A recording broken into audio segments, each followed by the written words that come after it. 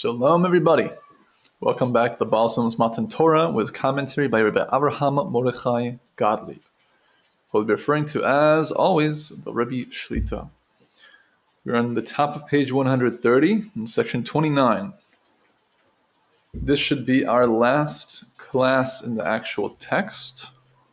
And then we'll do questions for review as the final class for this section. We've been speaking about a kingdom of priests and a holy nation, the discernments between the two, which we'll clarify more so in this section. Let me pull up the live stream in case anyone tunes in and wants to ask questions during the class.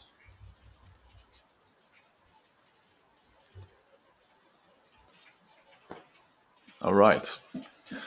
The header reads, "It requires courage to accept all at once the lofty level of the service expressed by a kingdom of priests.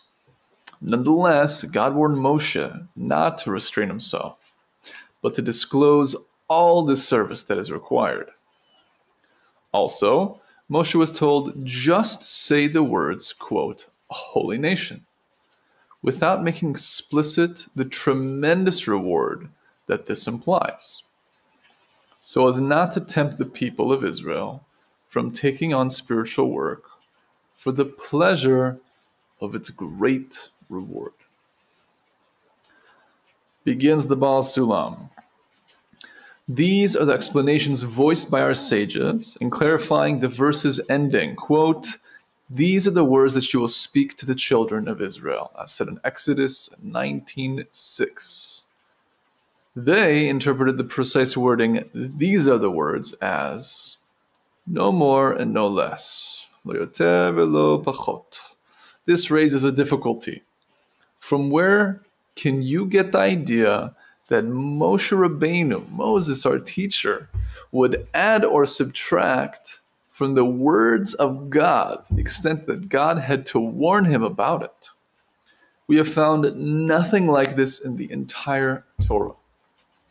On the contrary, Scripture writes about Moshe, quote, "In all my house, he is trustworthy," from Numbers 12:7, which is the Creator's exclamation regarding Moshe, in essence, being the greatest of all time, the most humble man who ever lived, hence his incomprehensible madrega, his level.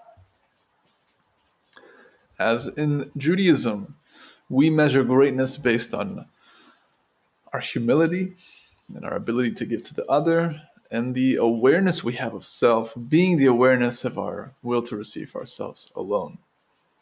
In contrast to the greatness in the world being akin to one's acquisitions, net worth, and the like.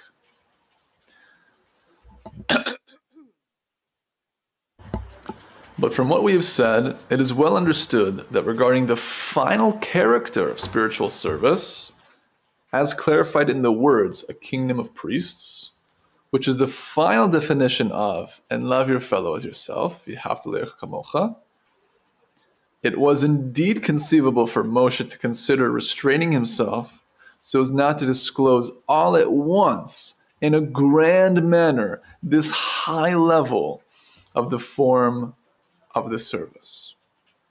This would be due to the fear that Israel might not be reconciled all at once to detaching themselves from all material possessions and give all their capital and property to God, as instructed by the words, a kingdom of priests. Practically, if we were to imagine this utopian ideal in today's generation, that would mean that someone would go to work, for example, in high tech, or to teach, or to farm, and all of their work, which would normally entail salary, would be a lack thereof. They would be working strictly for the sake of others. Meaning, one would work in high tech and produce new technology with the intention of giving to his community and humanity. One would teach others out of the love in their heart to give the wisdom to the others. One would farm in order to provide sustenance to a community, so on and so forth. No reward for oneself, no acquisition of self, no material possessions, no capital, no property. Everything is sanctified. It's totally removed, meaning to say it's all in order to give. And that's part of the perfected society that we will manifest one day. The Creator's will speedily and soon. First and foremost, we have to learn these foundational matters and slowly but surely work on ourselves in order to build the communal whole. Baal HaSulam continues, this is similar to what Maimonides wrote, that it is forbidden to reveal to women and small children the nature of pure service to God, which must be done with the intention not to receive reward. Rather, we must wait until they grow, become wise, and have the courage to carry this out, as explained above. The Rebbe Shlita notes on the spot regarding courage, and specifically the dynamic of this idea between women and children. He says, why is there a need for courage? When we begin on the path of a kingdom of priests, our natural desire to receive will paint a black picture of unlimited deprivation. And we will fear what we cannot deal with, the sense of lack and dissatisfaction.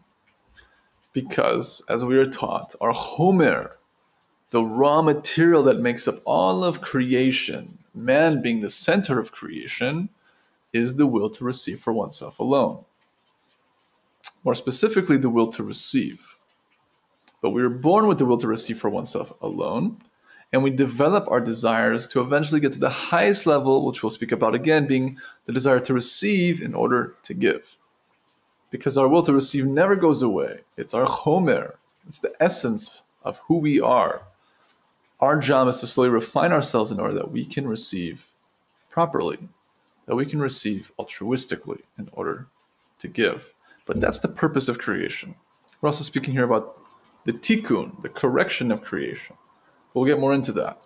I just want to digress a little bit and speak about the notion of the pleasure principle, which is spoken about in psychology, which in essence is our lives, meaning we make accountings, we make a cheshbon as to what will pleasure us the most. Even if we're not conscious of this accounting, unconsciously and subconsciously, surely we're choosing the things that are most pleasurable to us. If we were offered an orange and an apple, and our favorite fruit is an apple, we'll choose the preferred one because it provides us more pleasure. If for some reason we make the cheshbon that the orange is healthier in that moment and you need more of the nutrients from the orange rather than the apple, you're still provided more pleasure out of the fact that you made the accounting and chose the healthier option for you in that moment, and therefore chose the orange.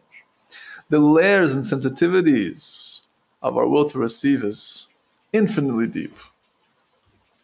And the way to rise above, of course, is by the Creator's hand. Only He can provide the miracle of Yetziat Mitzrayim, of coming out of our ego, coming out of our self-love. So unfortunately, there are many, especially in this generation, who are not only leaving the Torah and mitzvot, being those who are born in it, but also those who come back to their roots. Balei Tshuva, like myself, who were born secular and then chose to discover what it means to be Jewish, and then after some time also go back to their old ways. Why? It's more pleasurable. The purpose of creation is to receive in order to give, because the chomer is the will to receive, meaning the Creator wants to give us all of His shefa, all of His abundance. There's the principle that more than the calf wants to suckle, the mother wants to nurse. Meaning to say, the Creator wants to give to us way more than we want to receive.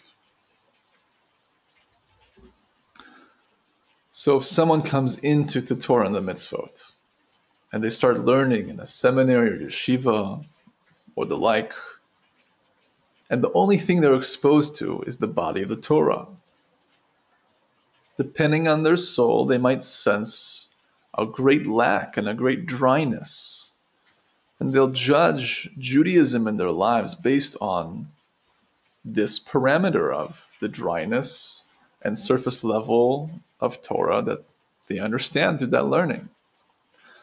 Which is why the Zohar Kodesh says that one without the other is a klipa, meaning that we need both the soul, more importantly, and the body of the Torah. And one without the other is not good. It's not balanced and veers us further away from the Creator. So, if one was to entertain that the greatest pleasures come from spirituality and a spiritual connection to the Creator, and some other things we'll clarify here as far as what a Goy Kadosh, a holy nation, entails, then they would have the courage, as written here, to continue forward. They would have the faith, the Hamuna, that all will be well, despite what they don't understand. Hence what the Rebbe Shittas writes here, therefore we need great courage to ignore this picture and continue to do the right thing in the direction of a kingdom of priests.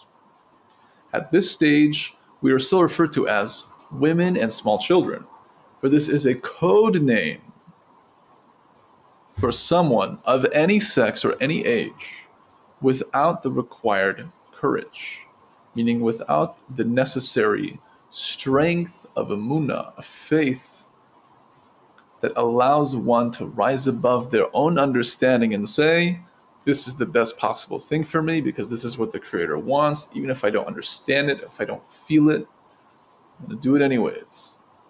As Klal Yisrael said, Naseh v'nishma. We will do and then we will hear. First we have to do the work. Hearing, just from the side of Bina, which is understanding, that'll come. In the meantime, we're just going to do. So this is saying that man, woman, and child are aspects within ourselves. We all have male, female, and childlike energies within. The principle, of course, of man and woman is giver and receiver. These are spiritual principles that are drawn into physical reality via the fact that the man provides the light that the woman receives, which actualizes into a child.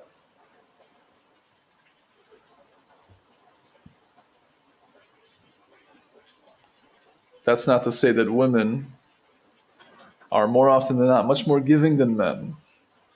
Just because their aspect is receiving doesn't mean that they don't actualize both properties, and perhaps even more so the aspect of giving, which they surely do. This is just meaning to talk about the principle of what these words are code for, because they exist within each and every one of us. The inner child that we have is meaning to say, when we prioritize trivial or mundane matters in relation to that which is most important. For example, there could be a great Torah lecture happening, and a child would much prefer to play outside or to eat candy in the corner than to listen to the Torah lecture. The Torah lecture objectively, perhaps one could say, depending on the detail, would be good at least for their soul to listen to, even if the child themselves doesn't understand it. But the hashpah, the influence, the energy of a good Torah lecture from a righteous person would surely be more beneficial than eating a piece of candy. But the child prefers to feed their will to receive for themselves alone, because that's the raw material. That's what they're operating by. And we have that within us.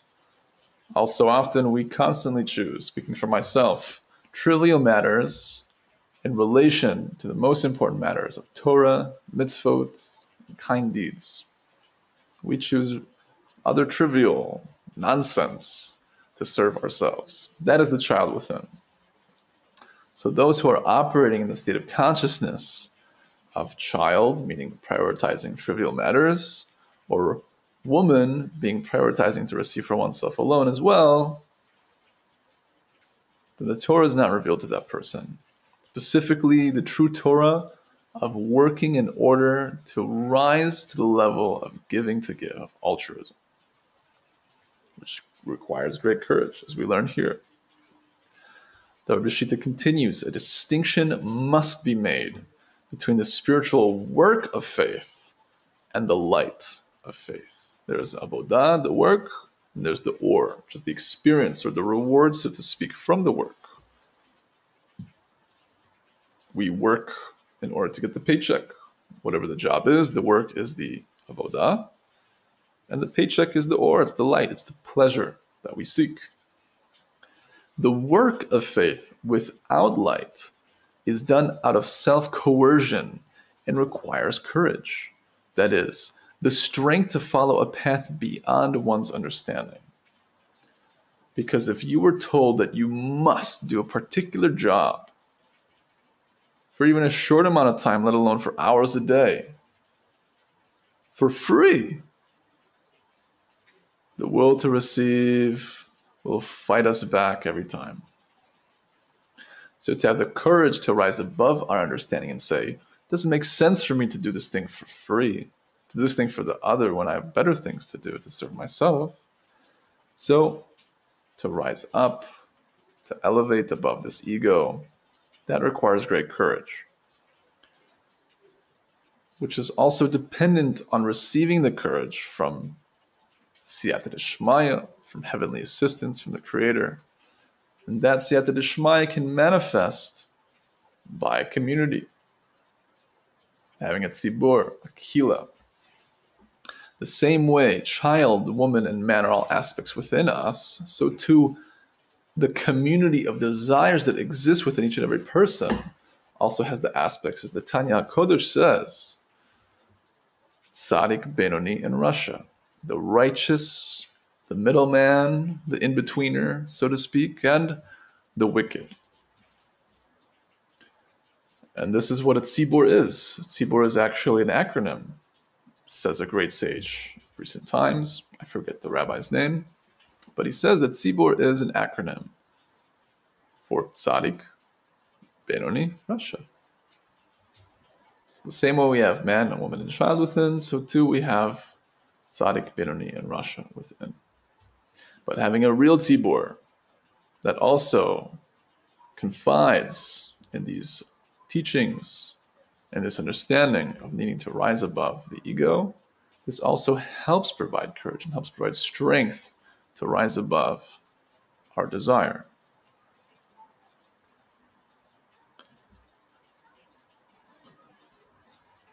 Again, however, the light of the Torah can enable us to gain wisdom and grow, and thereby acquire the courage to belittle the pictures depicted by our bodily desire. A distinction must be made between the spiritual work of faith and the light of faith. The work of faith without light is done of self-coercion and requires courage, as just stated. That is, the strength to follow a path beyond one's understanding. However, when the light of faith is shining, there's no need for coercion.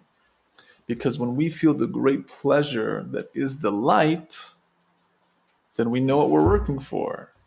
We're getting the reward in the moment, we're feeling invigorated. So we'll do the work because we're getting paid. So for example, if someone is in the middle of tefillah, if they're praying, and they feel the greatness of the Creator, they feel on fire, they feel spiritual perceptions and their whole body is invigorated with a desire to cling to the Creator. There's no coercion needed. They're getting the inspiration in the moment. They're provided a gift in the moment, so to speak, from the Creator. If someone is davening, if someone is praying, and feels absolutely nothing, and their mind is in strange vineyards, they feel like a zombie, that requires courage to rise above that in the moment, to try to connect to the higher levels of going above understanding. And to be happy with the fact that I don't need to receive the light. I can do the work regardless of what I'm feeling. Nasi v'nishma.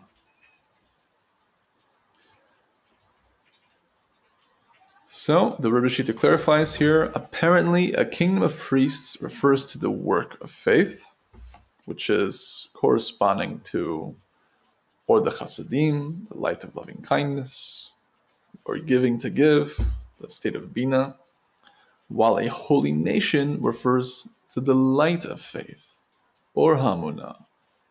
Alternatively, a kingdom of priests is the perception of the light of faith, while a holy nation is the perception of the light of wisdom.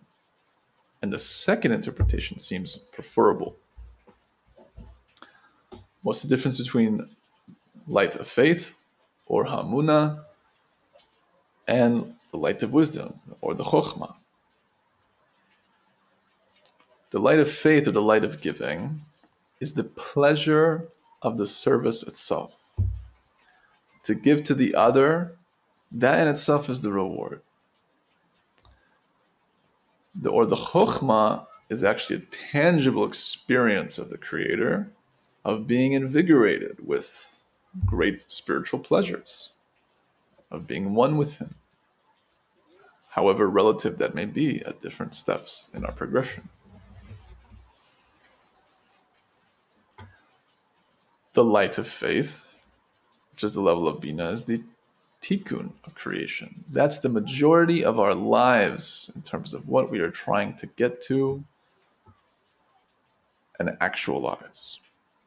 The purpose of creation, the Matarat Bria, is the Chokhmah. That is the true prize at the end, as stated by, or hinted to by the holy nation. That is being one with the Creator, being able to receive in order to give.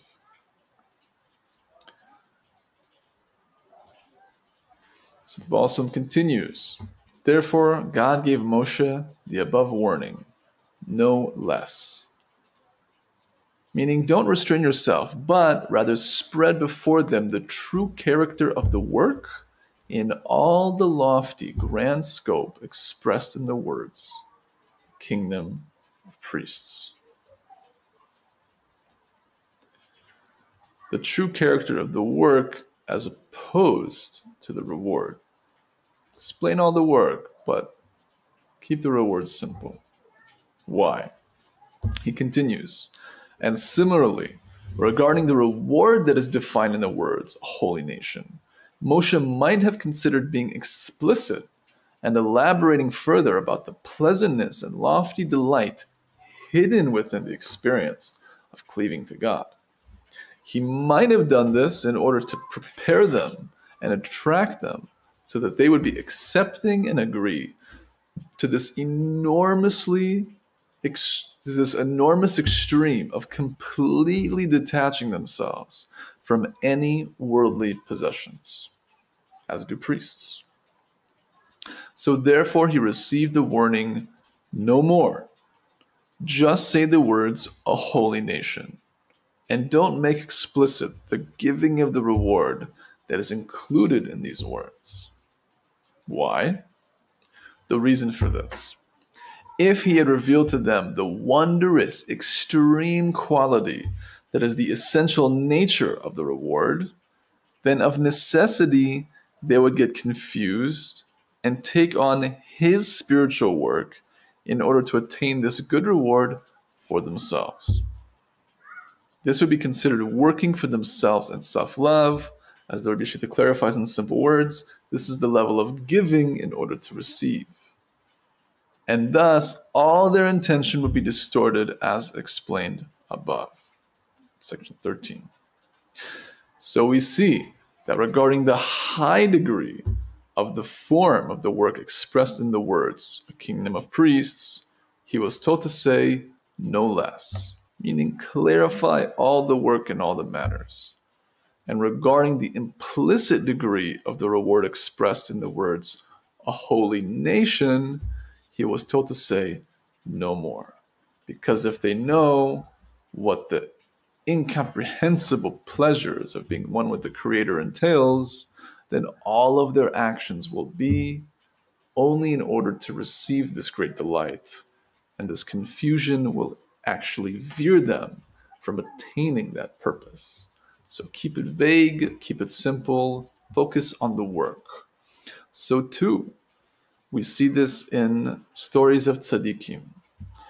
The righteous, even if they reach the highest levels of spirituality, even if they finish their soul's job, make their personal tikkun and reach gamar tikkun, their personal final correction, out of a great love for the Creator, they consciously may, and many seemingly do, choose to drop all of their degrees in order to serve again in simplicity.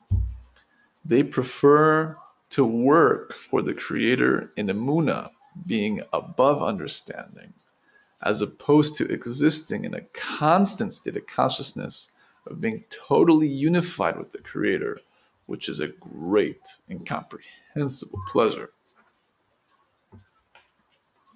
And so that hints to us how important it is to stay in Hamuna and stay in the aspects of giving.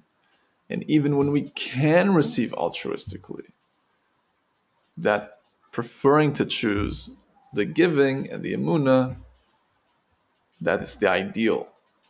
Of course, Shabbos, for example, we are commanded to enjoy. We should receive the great foods and drink and the like in order to give goodness to the Creator, because He wants us to delight ourselves. Of course, in honor of Him and His Shabbat, and sing praises to Him and speak divrei Torah at the table and the like. So this is the difference between a kingdom of priests and holy nation. One is the work, and one is the reward. The work is to attempt to get to giving to give. And even then, when we get and pass the threshold by the Creator's hand to the miraculous level of altruism, we still have to continue with that and eventually get to Goy Kadosh, being the incomprehensible pleasures, being one with the Creator. So that is ha'arvut, the mutual guarantee. As we said at Matan Torah, Nasi v'nishma, we will do and we will hear. And we accept it under the notion of that we are reaching v'yahavta l'reacha kamocha, loving our fellow as ourselves. This is the main pivot of all the Torah. This is the highest level. This is all that we've been speaking about in essence. But next class, we're going to do some review. Not so long, just has 9 questions here at the end of the section, referencing different bullet points from throughout the learning. I'm not certain what we're going to do next. There are 2 other essays in this book, but kind of skipped ahead and went right into Matan Torah.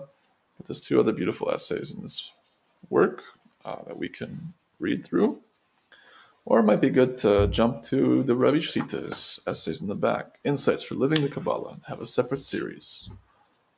Or both, we'll see. In any case, thank you for listening. Hope you enjoy. Please spread the word to those who you believe would benefit from this learning. Shalom, Wesley. If you're just tuning in, we just finished the class.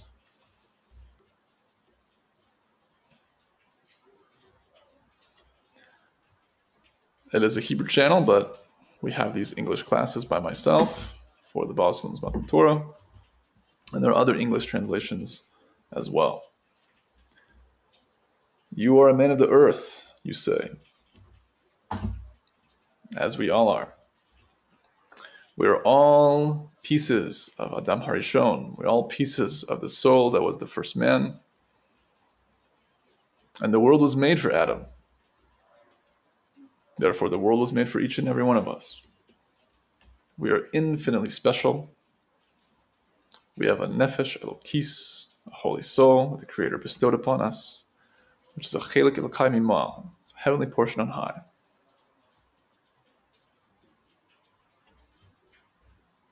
All the best.